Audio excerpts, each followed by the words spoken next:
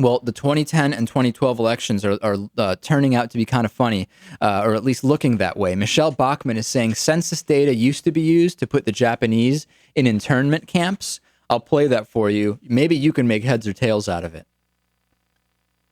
Well, and take this into consideration. If we look at American history between 1942 and 1947, the data that was collected by the Census Bureau was handed over to the FBI and other organizations at the request of President Roosevelt.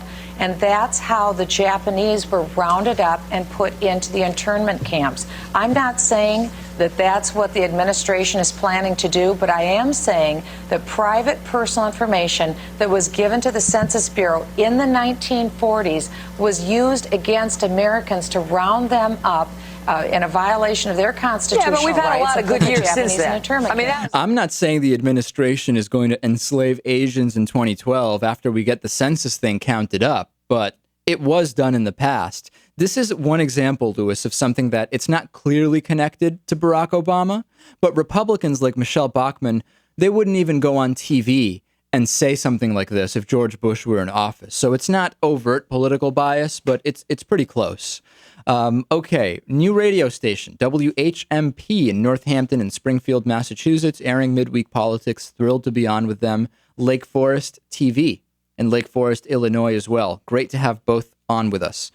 Last week's poll, how will passing health care affect the 2010 election? 21% say it'll help Democrats gain seats. 23% say Democrats will lose seats, but not quite as many.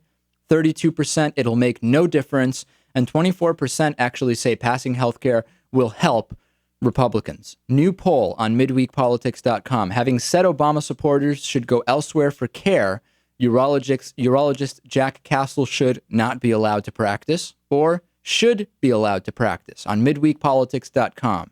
Emails, radio@midweekpolitics.com.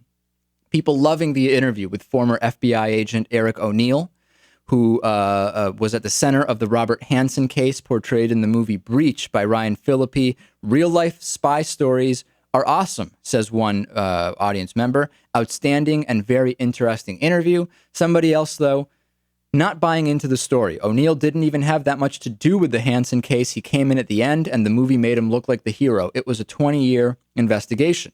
Okay.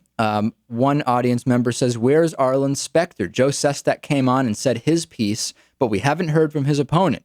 Well, we have an invitation out to Arlen Specter's team. I actually spoke with them today. I hope Arlen Specter will be on the show.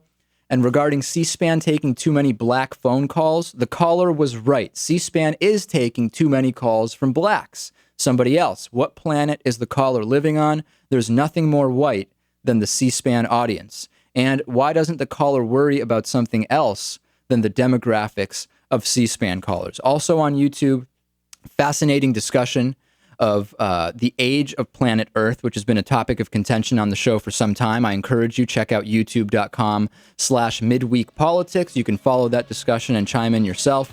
Email us, radio@midweekpolitics.com. See you next week. You've been listening to Midweek Politics with Dave Pakman.